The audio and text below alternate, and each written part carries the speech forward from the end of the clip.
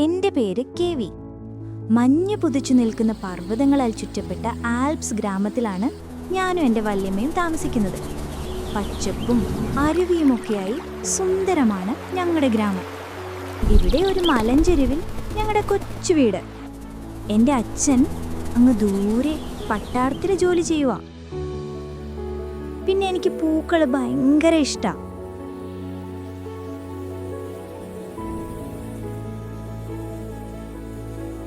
ചെടികൾ നനച്ചു കഴിഞ്ഞാൽ എൻ്റെ സുന്ദരി അമ്മൂമ്മയ്ക്ക് ഒരു ഹെർബൽ ചായ ഉണ്ടാക്കി കൊടുക്കുന്ന പതിവുണ്ട്. Here, Grandma, my special herbal tea. Always special, my child. അങ്ങനെ ഒരു രാത്രി അമ്മൂമ്മ എനിക്ക് കഥ പറഞ്ഞു തരുന്നതിനിടയിൽ ഒരു ഭയങ്കര ശബ്ദം കേട്ടത്. പെട്ടെന്ന് ആകാശം നീലയും ഓറഞ്ചും കലർന്ന നിറത്തിലേക്ക് മാറി. മലകൾക്ക് മുകളിൽ തീഗോലങ്ങൾ പോലെ 3 അന്യഗ്രഹ പേടകങ്ങൾ പ്രത്യക്ഷപ്പെട്ടു. അന്തരീക്ഷത്തിൽ പേടിപ്പെടുത്തുന്ന ഒരു മൂളൽ ശബ്ദം നിറഞ്ഞു. ആ പേടകങ്ങളിൽ നിന്ന് ഒരു തരം നീല ഊർജ്ജരശ്മി ഭൂമിയിലേക്ക് വന്നു. ആ ഭീകരമായ ഊർജം മൂലം അമ്മൂമ്മ ഒരു ഞരക്കത്തോടെ തളർന്നു വീണു.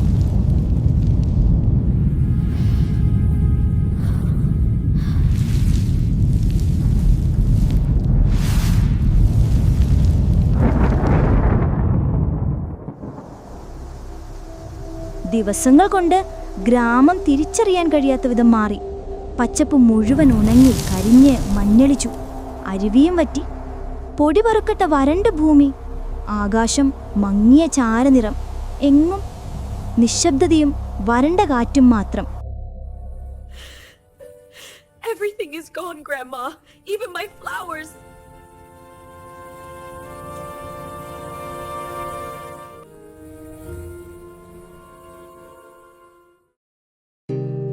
അങ്ങനെ പുറത്തേക്ക് നോക്കുമ്പോഴാണ് ഞാനൊരു കാഴ്ച കണ്ടത്.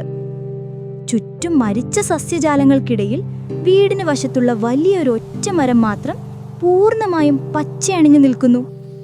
ഞാനത് അമ്മൂമ്മയ്ക്കും കാണിച്ചു കൊടുത്തു. അപ്പോ അമ്മൂമ്മ പറയുക, ഞങ്ങളുടെ ഗ്രാമത്തിലുള്ളവർക്ക് പണ്ട് മരങ്ങളുമായി സംസാരിക്കാൻ കഴിയുമായിരുന്നെന്ന്. അതിനുപയോഗിച്ചിരുന്ന പഴയൊരു ഹോളോ കമ്മ്യൂണിക്കേറ്റർ നിലവറയിലുണ്ട് പോലും. അത് ലഭിച്ചാൽ ആ മരത്തോട് എനിക്ക് സംസാരിക്കാൻ കഴിയുമെന്ന്.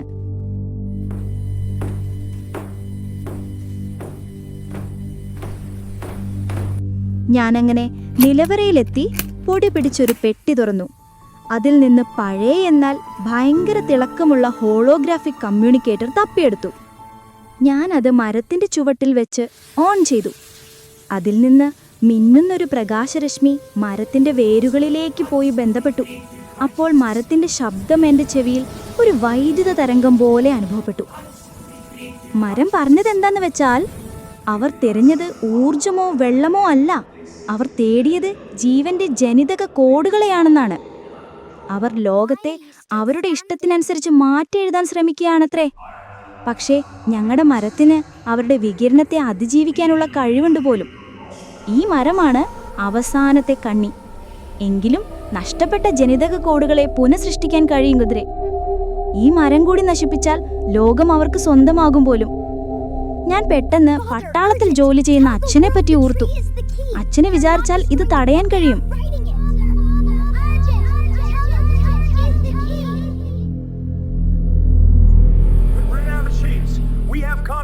അച്ഛൻ അങ്ങനെ ഈ സന്ദേശം ലോക നേതാക്കൾക്ക് കൈമാറുന്നു. അങ്ങനെ അവർ പ്രതിരോധ കവചം ഉടൻ വിന്യസിക്കാൻ തീരുമാനിച്ചു.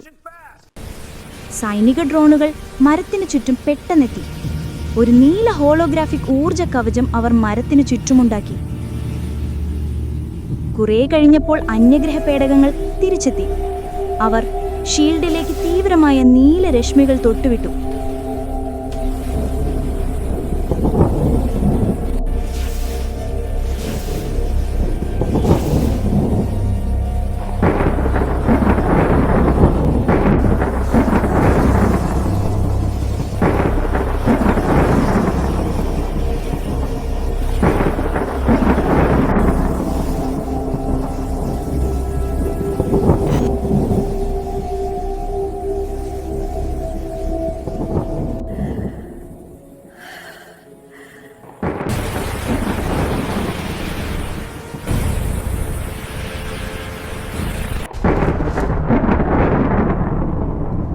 അങ്ങനെ ആ യുദ്ധത്തിൽ അവർ തോറ്റു തിരിച്ചുപോയി.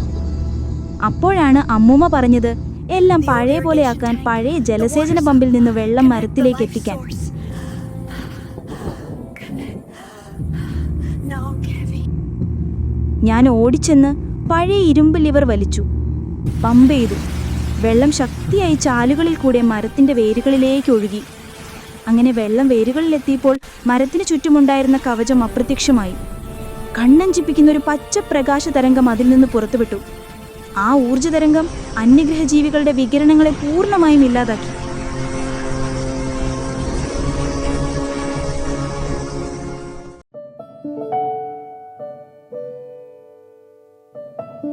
അങ്ങനെ ഉണങ്ങിയ മണ്ണിൽ വീണ്ടും പുൽക്കോടുകൾ മുളച്ചുപൊന്തി. ഞങ്ങളുടെ ഗ്രാമം വീണ്ടും പച്ചയണിഞ്ഞു.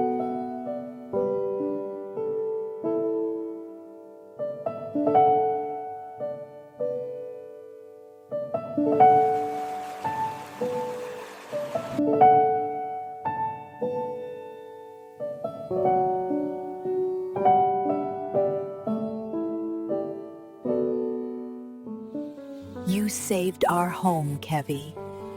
You saved the world.